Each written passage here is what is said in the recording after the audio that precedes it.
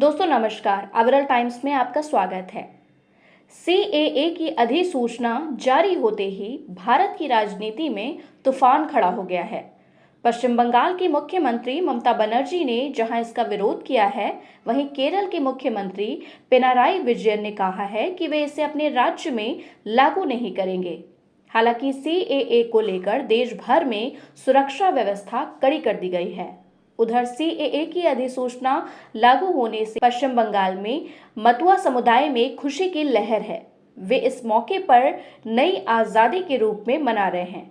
लोकसभा चुनाव 2024 की घोषणा से ठीक पहले नागरिकता अधिनियम 2019 सीएए की लागू होने से चुनावों पर सीधा सीधा असर पड़ेगा, खासकर पश्चिम बंगाल और असम में। नागरिकता अधिनियम के माध्यम से मोदी सरकार ने पश्चिम बंगाल पर निशाना साधने का प्रयास किया है। पश्चिम बंगाल हर चुनावों में मोदी सरकार के लिए टेढ़ी खीर साबित होता है। तमाम कोशिशों के बाद भी बीजेपी ममता बनर्जी के गढ़ को ढहाने में कामयाब नहीं हो पाई है। सीएए के माध्यम से बीजेपी ने पश्चिम बंगाल के बड़े समाज मतुआ समुदाय को साधने की कोशिश की है। मतुआ समुदाय पश्चिम बंगाल में एसीसी आबादी में आता है। पश्चिम बंगाल की 30 विधानसभा सीटों पर मतुआ समुदाय की खासी पकड़ है। मतुआ समुदाय ऐसा शरणार्थी समुदाय है जो लंबे समय से भारत की नागरिकता की मांग करता आ रहा है। मतुआ समुदाय का एक धार्मिक आंदोलन भी शुरू हुआ था।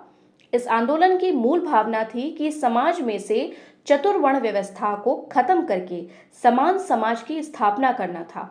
इसकी शुरुआत हरिचंद्र ठाकुर ने की थी। आजादी के बाद हरिचंद्र ठाकुर का परिवार भारत आकर पश्चिम बंगाल में बस गया। यहाँ समाज को बढ़ावा देने का काम किया उनके पोते प्रमथ रंजन ठाकुर ने। प्रमथ का विवाह 1933 में बीड़ा पाणी देवी से हुआ। बीड़ा पाणी देवी को ही उनके समाज के लोग मतुआ माता यानी बड़ी माता कहने लगे। इस समुदाय के लोगों को भारत में वोट देने का तो अधिकार मिल गया, लेकिन नागरिकता नहीं मिली। मतुआ समुदाय की यहाँ आबादी लगभग 3 करोड़ है। पश्चिम बंगाल की नदिया तथा उत्तर व दक्षिण 24 परगना जिले में इनकी मजबूत पकड़ है। इन जिलों में लोकसभा की 7 सीटों पर मतुआ समुदाय का वोट ही फैसला करता है कि वे दिल्ली की संसद तक किसे भेजते हैं।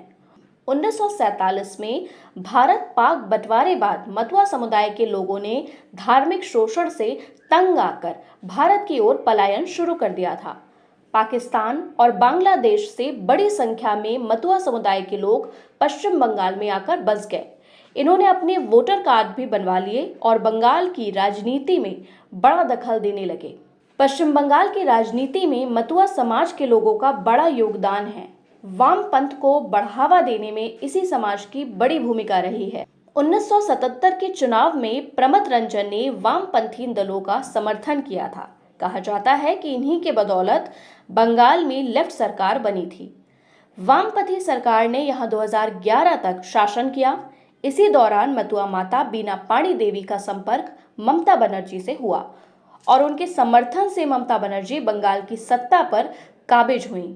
2014 में बीना पाणी के बेटे कपिल कृष्ण ठाकुर ने तृणमूल कांग्रेस के टिकट पर बनगांव लोकसभा सीट से चुनाव लड़ा और जीत हासिल की।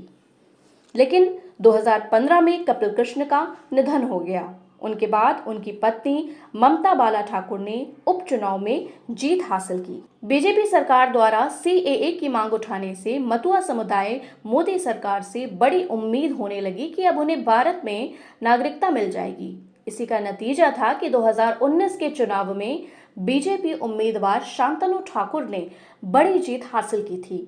शांतनु ने अपने ही परिवार की ममता बाला ठाकुर को हराया था।